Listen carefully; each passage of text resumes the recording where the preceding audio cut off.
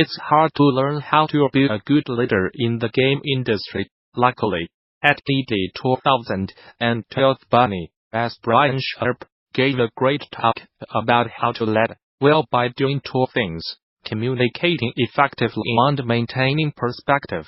Conversations obviously bear meaning on many levels beyond explicit words, and in his talk Sharp explored the assumptions and context with consciously or otherwise used to frame interactions. Skillful framing is worth practicing, as it can inspire, motivate, and energize, helping you navigate the shores of professional power dynamics and strengthen important relationships. Sharp's talk on the subject was both approachable and rich in practical lessons.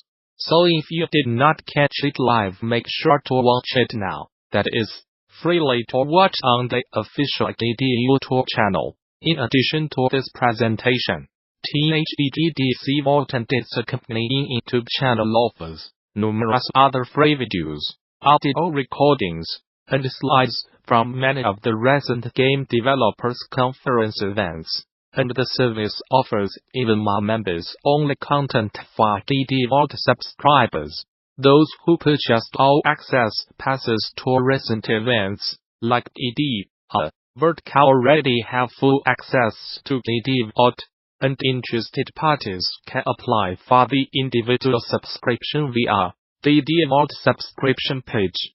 Group subscriptions are also available. Game-related schools and development studios who sign up for DD Vault Studio subscriptions can receive access for their entire office or company by contacting staff via the THEDDC Vault Group subscription page.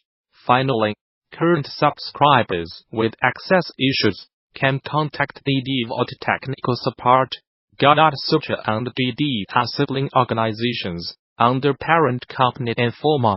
Games4U, as part of the Brexit deal, finds the agreement lacking for game devs. Games4U has put together a breakdown of the Brexit deal the United Kingdom government is set to vote on this month, outlining why the organization says the plan is a raw deal for game developers in the United Kingdom. It's a good resource for devs that have yet to catch up on the latest Brexit development, as the breakdown dives into the specific changes of the deal that would affect game devs in the United Kingdom, and should the plan be approved.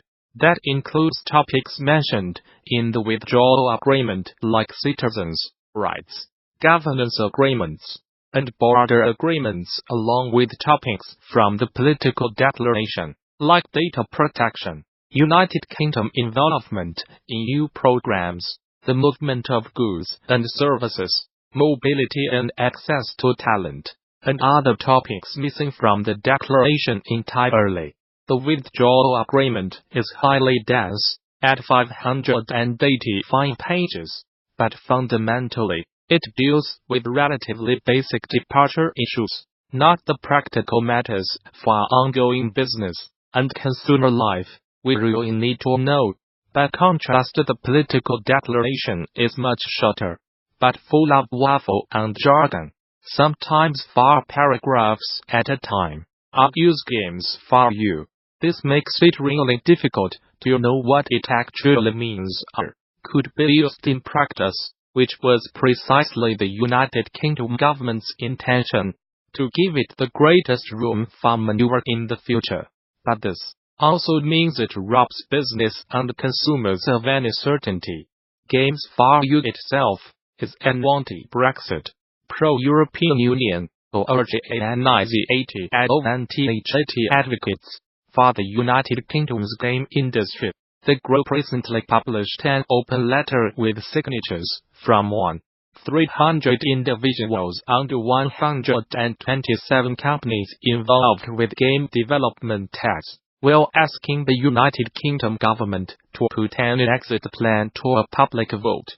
Escape from talk of developer Battlestate Games has issued 47 DMCA claims against YouTuber Erratic over spreading incorrect information and expressing overall negativity about their game.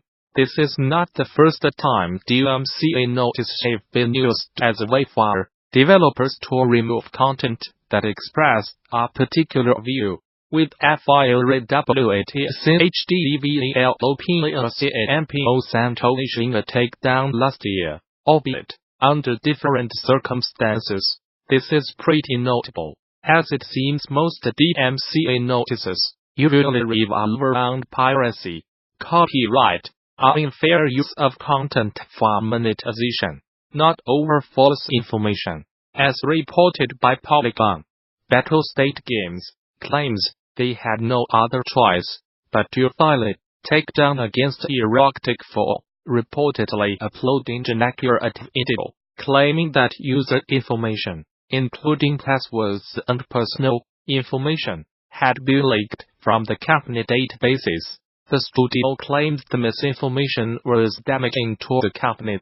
The reason why we acted so strong and so quick is that we had to stop this misinformation about the data leak. A representative of Battlestate's public relations team told Polygon the videos are no longer available on YouTube, following the claims. Andrew Opticus since stated explaining that at least 47 of his videos have DMCA claims against them. Battlestate claims they were justified in filing all these claims because of negative hype being expressed in the videos. However, it's worth noting that BATTLASTATEKNEW only 2 of Eroctic's videos contain rumors of a security breach. The other 40+ videos it filed DMCA claims against were pulled because of their tone. We had to use this tool in order to stop the wave of misinformation. Going forward, rather than issuing DMCA claims in the future, the Battlestate representative slightly will employ more traditional lawsuits for things like defamation instead. It's not about making content, they continued. It's about false accusations. It's about lies. It's about misinformation. We do not want to scare off anybody. It was applied to only this person, and only in this case. How can fans make their favorite retro classics look better without petitioning for a tiny remaster or full-blown remake? Is it by getting neural networks to do their dark bidding, as spotlighted by the folks over at VentureBeat? A piece of software called Gamasutra is currently helping Final Fantasy V players improve the resolution of the game's backdrops and make it easier on the eyes. The program uses machine learning to understand how to improve images by comparing a high-resolution snap with a low-res version of the same picture, before trying to bridge the gap between the two. Although the results might be haphazard at first, as the software begins to understand what makes the high-resolution image better, it should start to deliver results. Indeed, one Final Fantasy modder that goes by the name of Caprarabo has already provided a glimpse of what a Gigapixel is capable of by running Final Fantasy VI's backgrounds through the program. As the comparison below shows, the software has managed to make some noticeable improvements, delivering backgrounds that are noticeably sharper and chock full of detail. It's an interesting technique that's full of potential, and some publishers are already employing similar methods to improve aging titles on the fly. Keen to hear more? Then you will want to go and check out the full article over on VentureBeat. China announced that it approved dating game releases in late December, signaling the first wave of media authorized by the Online Games Ethics Committee. However, the list of approved titles does not seem to include any releases from Chinese tech giant Tencent.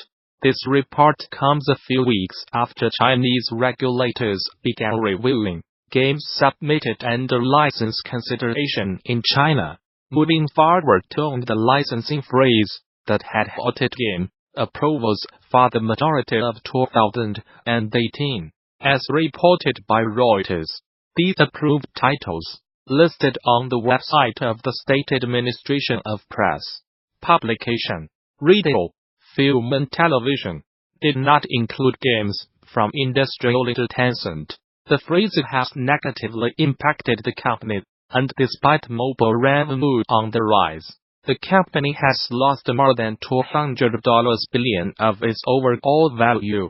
Tencent began testing facial recognition to verify player identities, and even restrict playtime in an attempt to appease the Online Games Ethics Committee, which was created to address concerns from Chinese officials who fear that video games are sparking addiction and impacting the productivity of the country's youth.